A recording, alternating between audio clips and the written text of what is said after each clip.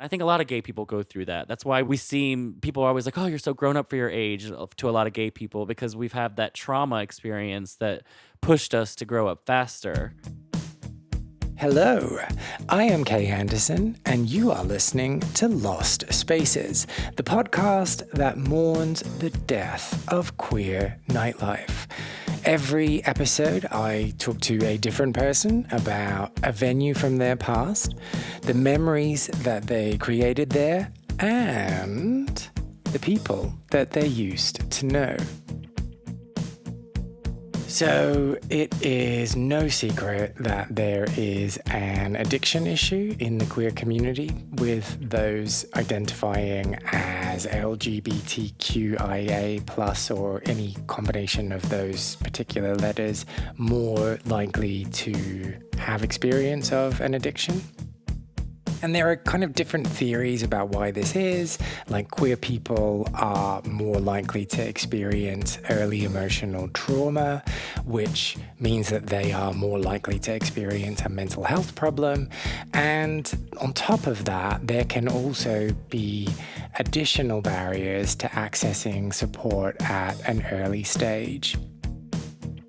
But one of the big reasons, and one of the things that I'm sure you're already aware of, is that our community spaces, the places where we come together, happen to be centered most times around drinking and drug taking, which means that there is this added exposure, and some would say pressure to take part.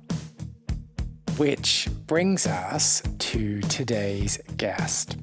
Dillan Gay, and yes, he wants me to point out that that is his actual surname, is the co-host of The Sober Gay, a podcast which is all about being sober in the LGBTQIA plus community.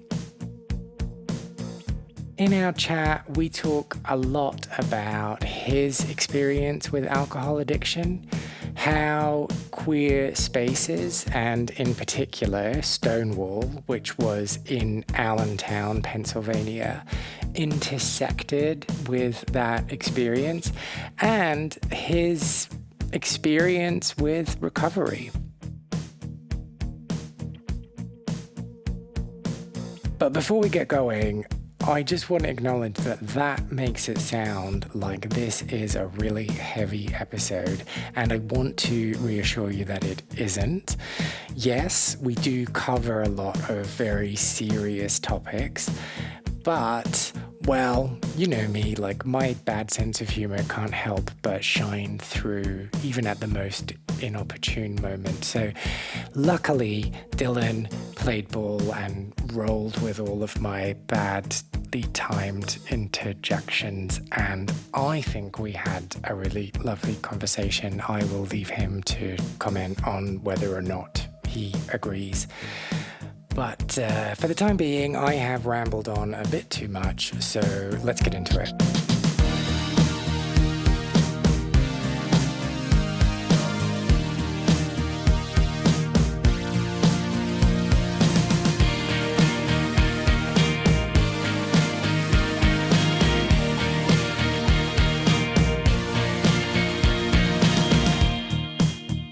You ever try to go to like a big amusement park with a bunch of people? It's No. impossible. Like, everyone's the main character of their story. They want to have their own singular experience mean the Hang most to on. them. An amusement park? How often do you go to amusement parks? Actually, I was a really big amusement park person in 2019, right before the pandemic started. I had a season pass to Elitch's, which is a amusement park in downtown Denver here.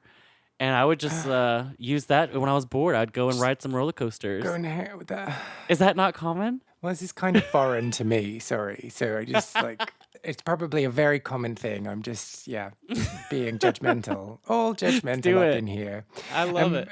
But what you mean is when you go to a theme park with a bunch of friends, they all just want to go and do their own thing, or they Yes, want you to but come along and do their thing with them. a mixture of both. It's like Uh-huh. every time you go somewhere to like one of those places that's very exciting and fun, you're of course want to do what you want to do, and if it doesn't align with the group, then it's like, oh, we can't split up the group or whatever it may be, and tensions arise and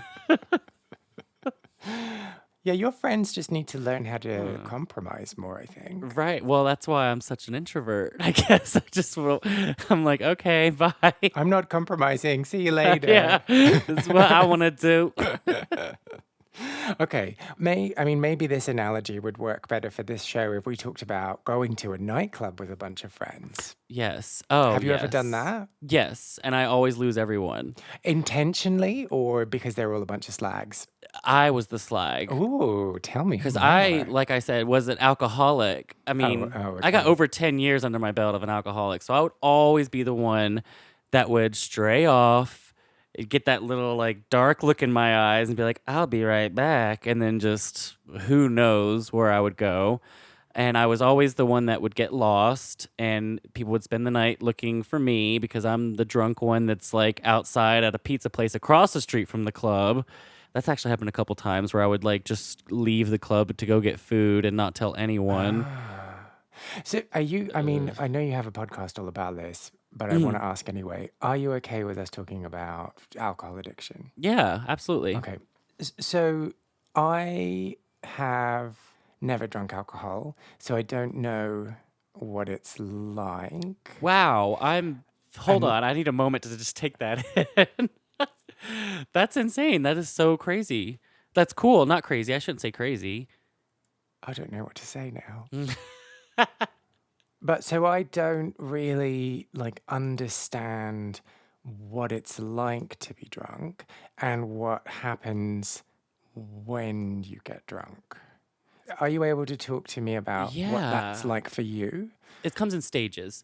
So the first stage of drinking, the first glass is always like the invitation. And it's like Okay. the hello, it's the warm hug, it's the embrace. You feel, just like that feeling of someone hugging you almost inside. So it is definitely like something you would love to feel. I talk about a lot with people in recovery about chasing that first glass feeling.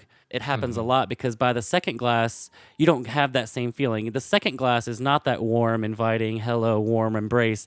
The second is you're starting to really alter yourself. And it just only goes downhill from there with, everything's being altered and literally something else is taking over your body by the end of the bottle and 4 glasses in. But what the problem is, like I said, is constantly chasing that first glass feeling. Okay. And you can never replicate it until you've sobered up and you get that first glass again. Yeah. But it's so hard with, addiction. You just want to keep going to try and, get that feeling back, because once it starts to fade away after that first glass is ending or you've finished the first glass, it's like, okay, now I'm starting to get anxiety. Everything, that warm feeling is going away. I'm starting to get back to the reality. No, don't want to do that. I want to get that first glass feeling again. Keep drinking another one. So if I had to explain literally what being drunk feels like, I think the best way I could explain that is if you've ever, when you were a kid, spun around really fast and then try to stop yourself and you kind of have that whoa, whoa, whoa, the room's still spinning. That's kind of like what it's like after a lot of drinks, but with much more lowered inhibitions and things like that.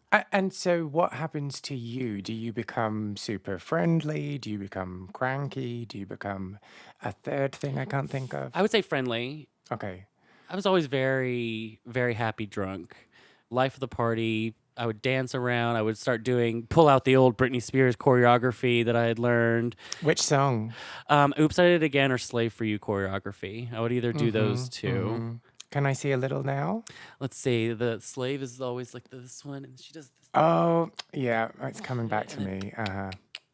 Yeah, you remember that, right? Yeah. I'm with you. And so you got friendly. Friendly. Yeah, I was a friendly drunk. I was very friendly. I was never promiscuous though. I know a lot of people got like drunk and very horny and go out and like fuck all these people. I'm like, no, no, no. I need to go home and sleep and eat. I'm going to the And pizza place. yes, exactly. I would run out and go to the pizza place, get my to-go pizza to go home and watch TV until I passed out. Ah, and so like without trying to sound like I'm psychoanalyzing or anything like that, tell me just to shut up if I'm No, you're asking the fine. wrong line of questions. But do you see your alcoholism linked to your introversion? Yes, I do. And I didn't make that connection until I would say maybe like a year into sobriety of like being completely clean off of it. And I didn't realize how much of a crutch I was using that to be social. But Hmm. when I look back, every wedding, everything is surrounded by alcohol. And even like my friend giving birth for the first time, I showed up to the hospital with champagne. I think back to moments like that, and I'm like, did I really need to show up at the hospital at midnight with champagne? Yeah. Like, literally, no one wanted a glass but me, and like, I'm literally just like, all right, I guess I'll finish the bottle while everyone's like goo gooing over this brand new baby in the room, and I'm just like, okay, who wants to go out for a cigarette? Like, So on that, were there people around you that told you that you might have an alcohol problem, or were you able to, what's the word? mask it. Functioning. Were you functioning? That's. Functioning. I was very Yeah. functioning. I would still pay the bills late, but I'd still pay them. I'd still go to work. I'd still do all those things. I would still show up if there was Hmm. an event. I was never the drunk that was like, "Oh, he's not here. He's drunk." It was more like, "He's here. He's probably a little lit, but he's here." But I would never like. How do I say this? Like I said earlier, I was like always a mess, and people were looking for me. But I would never make the night ruined. I don't know how to say that Yeah, correctly. yeah, I yeah. wouldn't be like Okay. go off and like screaming and yelling and throwing things. It wasn't that kind of ruin. I would more just disappear, and that's what ruined it. Like, So then that brings us to the Stonewall, or is it just yes, Stonewall, not the I Stonewall? think Stonewall. I think Okay. we always just called it Stonewall. And it's not Stonewall Inn, it's Stonewall, and it's not in New York City, it's in Allentown. It's in Allentown, Pennsylvania. It It was. was. So how did you end up in Allentown?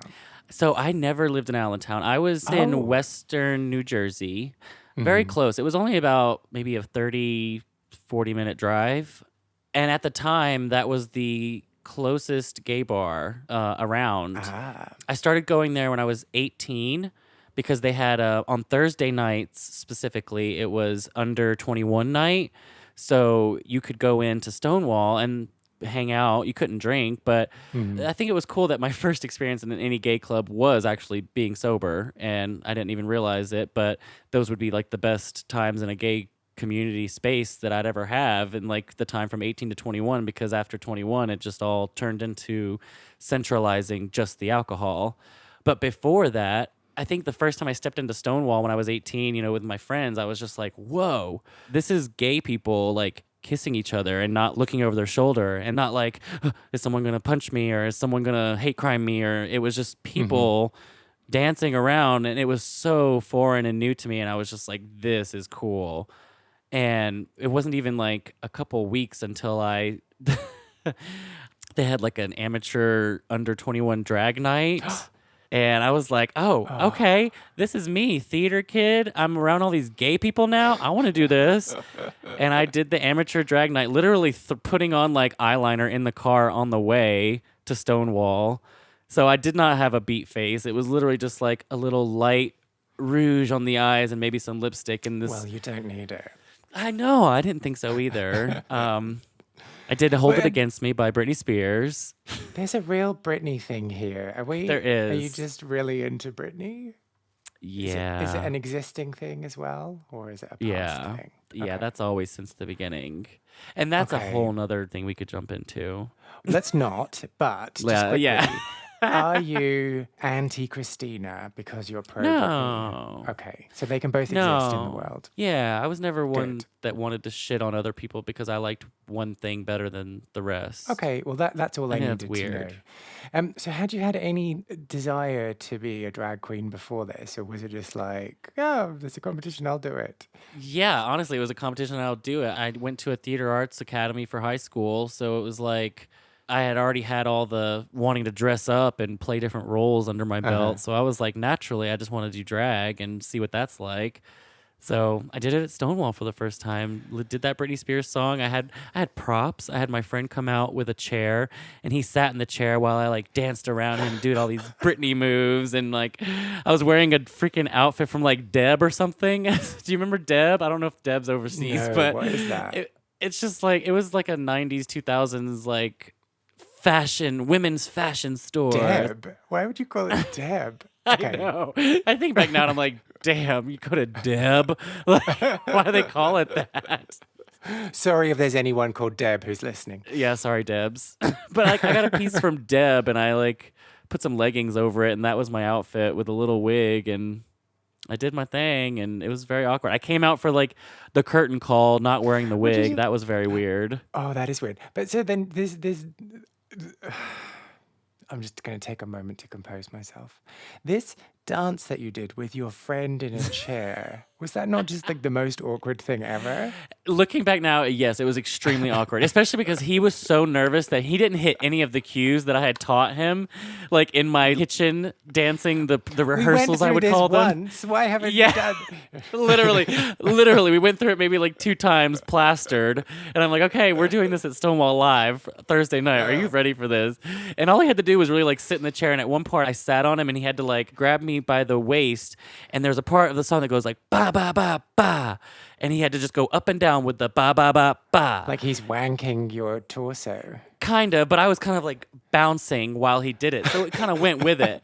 But since he missed his cue out, I'm just bouncing, and he's holding me stiff, and he's already bounced. It was just all over the place. But I'm so glad I didn't have shame then, because I was just like, whatever, we killed that on the way home. And then now I'm like, oh my God, that was such a mess. Those people are probably like, what am I watching? This little twink drag performer that has no makeup on, because you probably couldn't see any of that makeup, the Claire's makeup I put on the way there. You couldn't see any of that under the stage lights. Can I just say, you've just said, I'm glad I didn't have any shame at that time, but you have held on to this memory of your friend fucking up. So, yeah. Which is true. I mean, I was just so Or like... were you like, I killed it, but he held me down, like allegedly? Kinda. I should have. Yeah. I just should have just went solo. You can't. Drag is not a sport like that. Yeah, it's not one for sharing. Is there anything you want to say to him now? I'm sure you tried your best. But show business isn't for you. Sorry. Sorry, love. But so did you win? Did you come in any place? in this No, not contest? that time. I had a couple more experiences after that where I did win and left the prize there because I had got too drunk after winning and didn't actually collect my prize money. So was this after you turned 21, or was it? Yes. You were preloading. Okay. So you started going when you were 18. Yeah, and sober, and that's why that was probably the best couple years of my life in a gay venue, where I really was appreciating it for what it was, not just for a vessel to drink. I was seeing all these other queer people existing with each other, and it was the first time I had really seen something like that with my own eyes, and I didn't realize at the time how meaningful that would be to me, having those times where I was sober there, because now when I think back of memories, I don't remember a lot of the stuff when I was drunk, but I do remember the stuff where I was sober. And those times where I would go to the under 21 nights every Thursday, it would be where I could just, be myself and hang out and dance around and be Britney if I wanted to be Britney. And it was okay. And people would actually clap for it, Mm-hmm. And so then picking up on the comment you made about not realizing how meaningful it was, is that why it was meaningful? Because you had that space to be yourself and express yourself? Yes. I grew up with very strict parents. I would always have to go to I call her my nanny. She was my grandmother, but I'd always have to go to my nanny's house if I wanted to express myself in that way. She would let me wear the gowns and her high heels and stuff like that and say, don't tell your mother. But she passed away when I was 17. So going into being 18, I feel like I had no one that I could be myself around like that. And so were your parents strict because they were homophobic, or were they just strict? I think it was a little bit of both. My parents divorced when I was like 9 or 10 and separated to two states very far away from each other, New Jersey, and my dad was in Tennessee. And so I would go back and forth. It was like literal hell going to Tennessee because that side of the family was always very against it. And my mom was divorced my dad to try and get away from stuff like that, I guess. You know, she didn't like to be in that Christian scene anymore where you're to the point where you're bashing people for other things. She was like, that's not the God I, want to be with. And I think that all kind of culminated to her like turning into this nicer person down the line. So her strictness was more of the control aspect, whereas my father's was more of the anti-gay side of it. Okay. So I was kind of getting slapped by both ends, depending on which state and which parent I was with. And the control thing, is that because she was a single parent and she was hyper aware of not fucking it up? I don't know. They both remarried very fast after getting divorced. I literally attended my mom and my dad's new weddings in the same summer. I think my dad got remarried in June of 2001 or 2002, and my mom got remarried in that July. Wow. And it was very strange as like a 10-year-old to be like going to my parents' new weddings like maybe a year or two after. But you got to wear the same suit, right? Like, no, they save made me money. wear different outfits. Weird. I know. I didn't even get to double up on the suit. And then you would have grown out of it in 6 months. That's ridiculous. Right. So yeah, it was just it was an interesting time for that, but it became, I don't know what it was. I think her control came from, she had a lot of lack of control when she was younger, and she was just doing what she had learned Okay. to protect what she thought was protecting me, keeping me home all the time, not letting me do extracurricular activities, not letting me go to the school dance, or not letting me join a sport, all these things that I wow. couldn't Okay. do once I had moved to New Jersey to be with her. She was just kind of like, I don't know if it was like her way of thinking, like, I lost you once, I don't want to lose you again, so I'm just going to, keep you in the house all the time and not let you do anything. Or like I would get in trouble for going to the library, which was right across the street from my house. Wow. Like I remember this one time I was at the library and I just heard blood-curdling screams, and it was my mom on the front porch like screaming for me, and all the neighbors like looking around, and I'm like, I'm at the library right here across the street. You can see me from the front porch.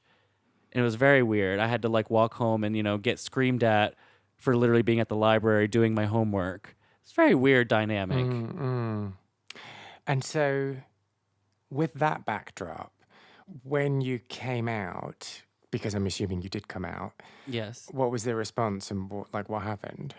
So I came out when I was 14, and my brother had actually come out maybe 5 years previous to that. Okay. So he came out, I was maybe like 10 or 11, and it was like everyone was looking at me to be the star child then. They're like, well, your brother's not going to give us babies, so you're going to be the one that gives us babies, and you're going to be the one that gets married now. So, everything's kind of riding on Dillan now because he's the straight one, and I'm the only boy in like this side of the family that could possibly carry on the name after that. And then I'm thinking to myself, deep down, like, how am I going to tell these people this? Like, how am I supposed to ever let them know that? So once my brother came out, I was like, I am never coming out. I am never going to do that. I'm going to take this secret to the grave because I have to make these people happy.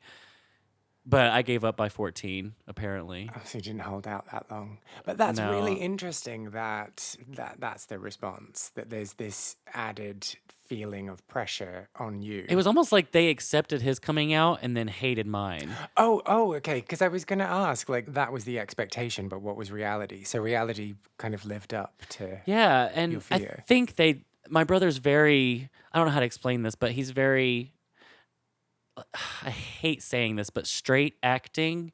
He's not and I hate saying that. But how he's not boring. stereotypical. He's not like flamboyant. He's not a pride attender. My brother was always very hush hush, quiet, secret and about his life. So when I came out, And I was like, oh no, I'm gay. I want to see what this is like. And I wanted to be flamboyant. I wanted to show And that. I'm also Britney Spears. And Yeah, Britney Spears was my idol. Yeah, I wanted to be, but they were like, "Oh no, if you're going to be gay, you need to be gay like your brother is, and he doesn't tell anyone, and he's, he keeps it very secret, and he's protected. It's for your safety. It's for your protection." I didn't like that. That didn't sit with me when I was younger. I didn't want to be protected like that. I wanted to just be free and do what I wanted to do and be who I wanted to be. I didn't want to have to mask myself like my brother was doing. So we butted heads with the way I expressed my homosexuality versus the way my brother expressed it.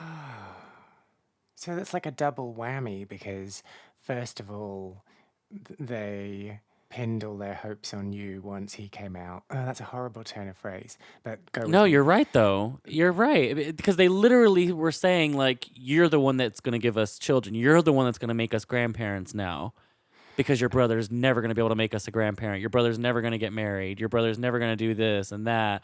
So you're the one that's going to have to do all this stuff for us. So there's all of that pressure on you. At 10 years old. And then when you come out, they're like, oh, yeah, you're not doing gay the right way. Sorry. Yeah. And the coming out was like the worst experience ever. I was literally with my friend in my room. And we were just like taking MySpace pictures as we do at that age, like 14. And my stepdad kept coming in my room to check on us, and we were just taking pictures and just giggling and stuff. So when she left and we were having dinner that night, he asked me, he's like, you always have, girlfriends over, but every time we check on you, you guys are just like giggling and having fully fun. Clothed. Like, You're fully clothed. Like, I'm like thinking in my head, like, what do you want to walk in on like 14-year-olds banging? Like, what the fuck, you weirdo? But like, he asked me, he was like, do you even like girls? And I froze and just ran upstairs. And my mom came upstairs and she was like, okay, so are you gay? And I was like, I was like, having a meltdown. And in the moment, she comforted me very well. She was like, it's okay. I'm here. I love you. Go to bed. Tomorrow's a new day. I love you. And I was like, okay, this is not that bad. And then the next day, she called my dad in Tennessee and told him. So she outed me to my father like the next day and was like, just so you know, your other son is gay too. And it's probably because of this, and this. So blah, blah. So it was just a very sneaky, like she made me think that like she was on my side about it. But then she kind of like undercut me and just went and told him a totally different side of the story that I don't think spread light on what actually happened. and then, so what were the repercussions of that? What were the ripples? I never wanted to go back to Tennessee after that because at that point of their divorce, whatever you call it, like agreement, I had every summer in Tennessee while I was living in New Jersey, I'd have to go for, June, July, and the beginning of August back to Tennessee. And that just became so awkward because I was just masking the whole time I was there because, my father was definitely hear no, see no, speak no type of person. So if it wasn't there, it didn't bother him. So he never wanted to bring it up. But it was that weird feeling of he knows that I hated so freaking much. And I'm just like, I don't want to be there because he knows. And he's not saying anything about it. Like he can see me cutting this sandwich. Am I cutting this sandwich too gay? Yes, totally. I'm going to get the mail. Am I prancing to get the mail? Or am I walking to get the mail? And every single move I would take, I'm making sure that I'm not doing the wrong thing. I hated it. I hated going back to Tennessee after that. So what happened? I don't know. Things have never really fully just been the same. I've just always been very separated from my parents because they didn't want me to be who I was. They loved me. They said they loved me. They said they loved how creative I was and how imaginative I was. But when it came down to it and I really was going for what I wanted to do, there was always boundaries. You can do this, but to this extent. You can grow your hair out, but not longer than this. You can, do this, but not that. And it was so many limitations on what I wanted to do. So I started distancing myself. I knew who I was at a young age, and I knew what I wanted to be about and what type of vibe I wanted to have. And they didn't click with that. So I was like, no, why should I respect these people just because they brought me in the world like that? I shouldn't say respect. I still respected them. I was always very respectful. But why should I have to bend over backwards and forwards to try and please them? And I think that's, around like 14, 15 was when my brain started changing to be a little bit more like about what I wanted to do because I'm realizing oh, like this is my experience, my life experience. You don't have to live for your parents. You don't have to do that. A lot of stuff that people realize in their 30s, I was like realizing when I was like 14, because I was like, I'm not aligning with these people like that. And I think a lot of gay people go through that. That's why Yeah. people are always like, oh, you're so grown up for your age to a lot of gay people, because we've had that trauma experience that pushed us to grow up faster. Yeah, or make decisions that other people haven't been confronted with. Mm. I'm going to ask something really personal. Go ahead. When did you start drinking? I started at 18, but I was always very, very responsible. I guess that comes on the functioning side of the alcoholic. I would never be a drinking and driving person. Mm-hmm. And I was usually always the driver with my friends. So when we'd go to like Stonewall and stuff, I would never drink, even though there was people there clearly underage drinking and finding ways to do it. I was still like very responsible about it and not wanting to be reckless. And so when did you start drinking more?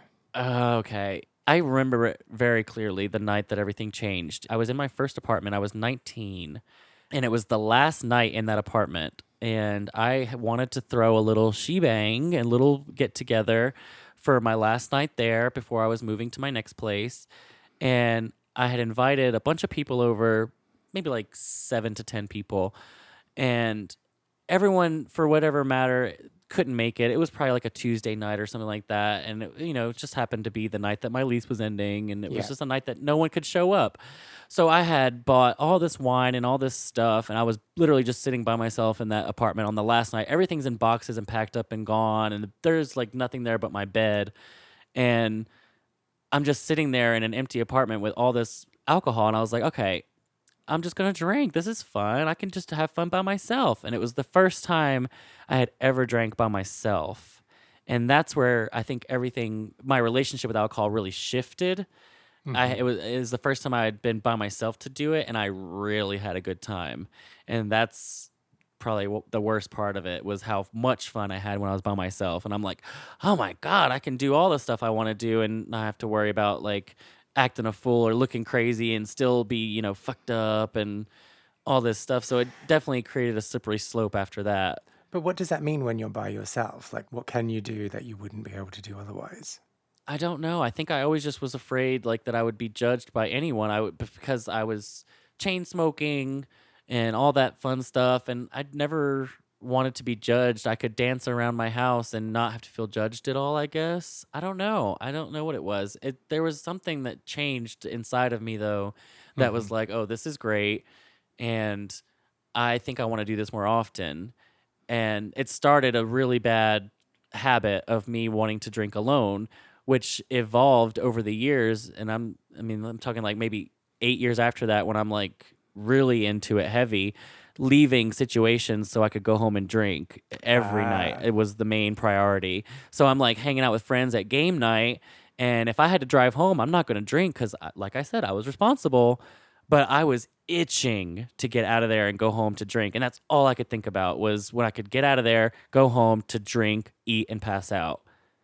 So there was definitely a love affair of drinking to fall asleep, which became my codependent issue, was I couldn't sleep without it. For the whole 10 years, it was every night. Even when I was sick. If I was sick with strep throat, I would still make sure I could choke down 2 to 3 glasses of wine. Oh, wow. Yeah, I was never giving myself a break. Never. The whole time. And then, so did you just not have hangovers? Like, Hangovers became my normal. uh-huh. I was so deep into it. It wasn't until I was a couple days sober that I realized what it was like to be at baseline normal. Because I had been hungover for 10 years, every single day, Wow. hungover. So that was my baseline. Honestly, when you drink that much, you don't really get the headaches like that. You don't get it because you don't feel it, because it's your baseline. So you become desensitized to waking up with a headache every day because that's your normal. So I'd wake up every day, have a little shot of wine to get rid of the headache, and maybe pop an Advil, chug a bottle of water, and be on my way until that night I could drink again. Oh, I never really knew what a hangover really felt like until I was sober. And I was like, oh my God, I was hungover for 10 years. Shit. And I was never a puker. I never threw up. I was not a thrower-upper. I would pee the bed before I threw up. Well, how often did you pee the bed? I was peeing the bed 4 nights a week probably at the end there for the last 2 years of my drinking. It was so bad. I had a waterproof mattress cover on my bed because I was ruining mattresses, every couple months. So eventually I had to just get a waterproof mattress cover to like keep living my lifestyle. And I didn't think that the drinking was a problem. It was that I needed a waterproof cover to get with it. So like you can kind of see where your brain will go in that situation. And I was single this whole time. I was single the past 7 years, and I was thinking like, I can't be with someone because they're not going to like that I'm peeing the bed every night. Not that I should stop peeing the bed and drinking every night. I was thinking I'm not going to find someone who's going to want to love me and sleep with me in bed if I'm peeing every night. Is that because you didn't make the connection? I was not making the connection, no. I still thought that I was drinking like normal people drank. I didn't think I was an alcoholic. I was thinking like, oh, I'm probably just not eating enough, or like, I don't know why I pee so much. I just drank too much the night before. I'll do a little less tonight. But like I said earlier, once I had my first glass, I was just constantly chasing that first glass feeling, and I would just snowball every single night. There was no moderated drinking for me. That's not a concept that my brain will ever grasp. There's no one drink and done. It's not possible. So at what point were you like, oh, this might be a problem? I tried to quit drinking 2 times before I actually quit. So I knew. And the little voice in the back of your head is always there, and it was screaming at me the whole time, but I would block it out, would not listen to that, or would think it was something else. But I think subconsciously I always knew what the issue was, what the problem was. But consciously on the front, I would never want to address it.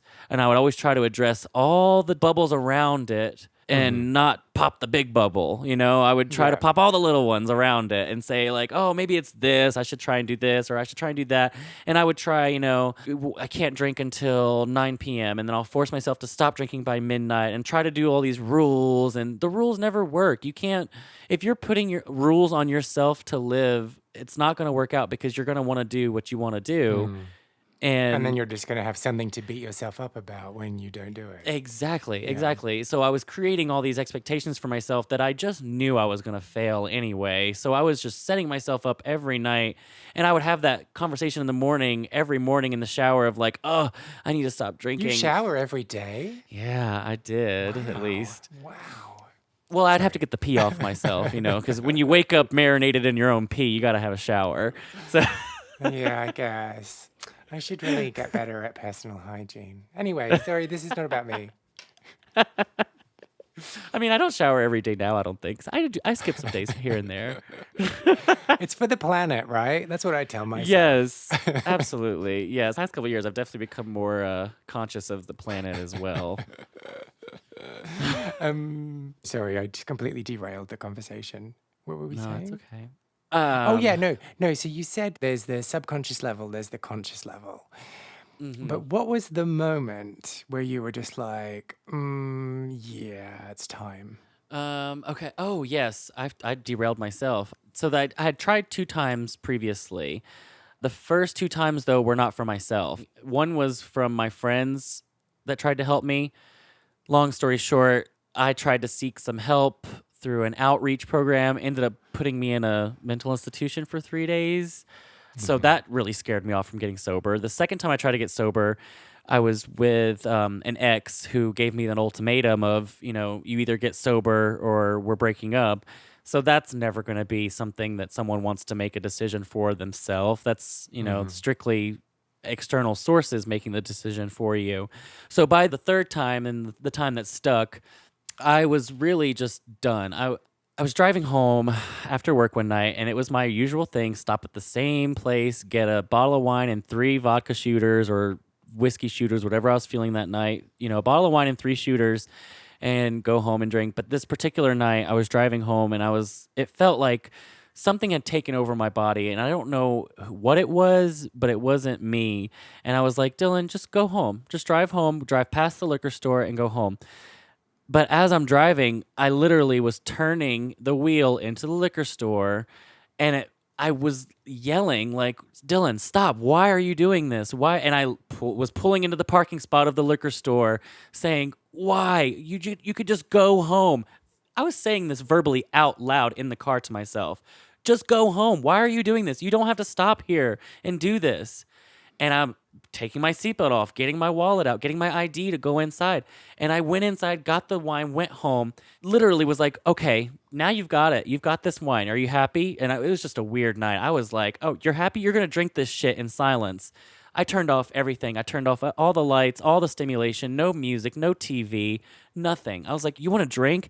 I want to see what it's like to drink with nothing stimulating me, nothing to entertain me. I want to feel this and feel what it's like. So I forced myself to sit down and drink everything I had bought, the 3 shooters and the bottle of wine, without going outside to smoke, without listening to music, without dancing, without anything. And it was horrible. It was wretched. I was so uncomfortable. It was like I was a toddler squirming in his seat to get out and run around. I was so miserable. And the next day, confronted with that same situation, driving home, liquor stores coming up, I took control and I just drove straight. And I was like, this is going to be the day that I change shit. Because why am I doing this, making myself feel miserable every single night if underneath it all is this really anxious person just itching to get out of it, drowning it out with stimulation and TV and this and that and food and eat as much as I can until I pass out. I was like, I can't do this anymore. That night I drove home, and it was the first night I got home and I went and I got right in the bathtub. And I was like, I just need to change the habit, change the speed. Because it was so habitual to get home and crack the wine and take that sip and just go on with the rest of my night with whatever I wanted to do. So getting home that first night and just throwing myself into the bathtub was it was a cathartic experience of changing up that speed and changing the beat of how my night goes every single night. And once I changed the beat, I created the new habit for myself of going home, getting right into the bath. And I think for the first 2 months of sobriety, I was taking a bath every night. And obviously, I grew out of that, but because of the plan, right? Great, yeah, because of the plan. But that was my own personal thing I did to just distract it and to do something. Because when you're an alcoholic for 10 years plus, you just don't know what to do with your time once you get all that free time of not drinking. Yeah. So you have to find a way to fill that time with something, and me having a bath was something. It's really interesting though, because for me, a bath is a place where I reconnect with myself. Like, it's a really great place to just sit with my feelings and thoughts. And so with everything that you've described, it sounds like you would be better off with something distracting you, not a bath. I think I really wanted to figure it out though. I wanted to know what was, and I'm using air quotes, what was wrong with me. Something wasn't right. I was so disaligned from my true meaning of life and what I was here for. I was just going with the motions of what I thought everyone was supposed to be doing. I had no spiritual awakening. I had no contact with anything deeper inside of me. I was very surface Dillan. It was, I'm a blast in a glass. That's all I'm good for.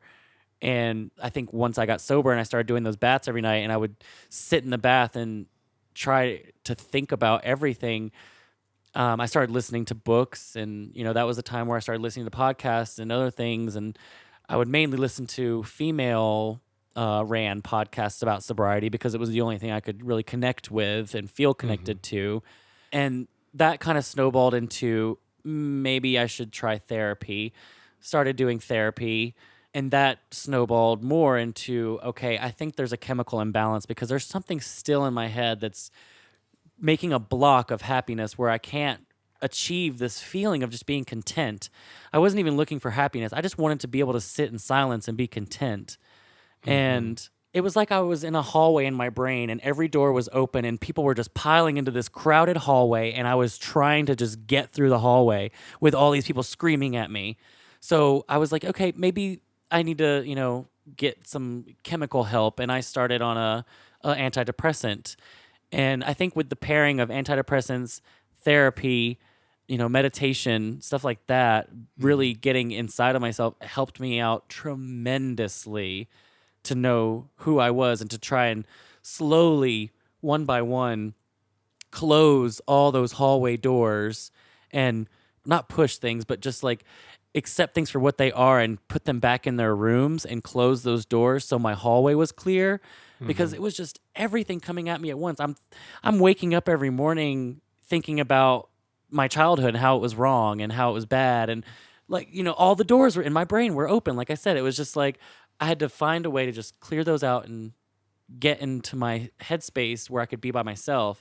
And it really gave me a sense of power, like inside, to move forward with the sobriety and with just finding out who I am. And it's been a journey for the past 2.5 years of just finding myself. And I'm never gonna find myself. I'm always going to be finding myself because it never stops, You said something before about like I needed to figure out why I was on this earth, and I was like, oh shit, I haven't done that yet. And I found in my journey that sometimes you're on this earth not to do something extremely crazy and big and, sail the seas, to explore new things. Sometimes you're seriously just here to exist, and your existence will be the trickle effect that is needed in the world, and that's the purpose.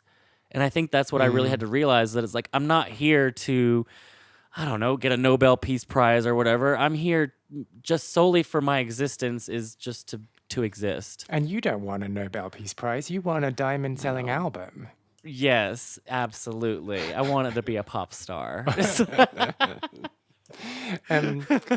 So thinking back to Stonewall, and with the perspective that you have now, I guess, as well as those wonderful memories that you made when you were 18 and when you first went there and when you were surrounded by people who were open and able to be themselves, there must also be lots of bittersweet memories of things that happened there. Yeah, because it really was the venue of the calm before my storm in my life. It was me experiencing gay culture, but without a veil. I was able to experience it, like I said, calm before the storm. It is bittersweet, because I do think back at those times and like, oh, what if I had just like never started drinking and I just kept experiencing Stonewall on Thursday nights and, hanging out with friends, and what if I just went down that route? But you don't know. It's like you know. But yeah, it's bittersweet to think back at moments like that, because you don't know what could have been or what could have been different. So this is slightly contradictory. What I'm about to say is that you are never going to know, and there's almost no point in thinking about it. But one of the things that we do on this show is ask if you could go back in time and give some advice to your 18-year-old self, who's just rocked up at Stonewall and is like, oh, I hope they play Baby One More Time tonight. Right. Is that the right song? Should I have picked something else? No, that's good. No, I could do some choreo. I hope they play Baby One More Time tonight. Is there any advice that you would give him? If I could go back, I would just say enjoy this ride, because you're going to do it no matter what. And you are, willed and destined to have this experience of alcoholism. I guess I would just tell myself to enjoy the ride a little more and not beat myself up so much, because I had to go through it to get to the other side. And I was definitely beating myself up daily. Just enjoy it more and not beat myself up so much, because there's no changing it. Do you have any memories of Stonewall? And that's the Stonewall in Allentown, not one of the many other Stonewalls that are peppered around the world.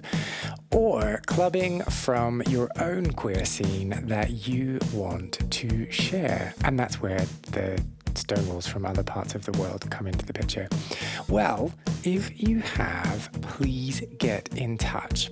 I want to create the biggest online record of people's memories and stories of queer clubbing. Go to lostspacesPodcast.com and find the section Share a Lost Space and tell me all about what it is you got up to. And there are bonus points if you tell me who you got up to it with. You can also find me on Facebook, Instagram, and Twitter, where my handle is Lost Spaces Pod. Find out more about the Sober Gay podcast by visiting the website thesobergay.com, following Dillan on Instagram at the Sober Gay podcast, or, of course, you can just listen to the show wherever you stream podcasts, which is likely to be the device you're using right now and the app that you are also using right now. If you enjoyed this episode, I would really appreciate if you subscribed, left a review on your podcast platform, or just told people who you think might be interested in giving it a little listen too. I am Kay Anderson, and you have been listening to Lost Spaces.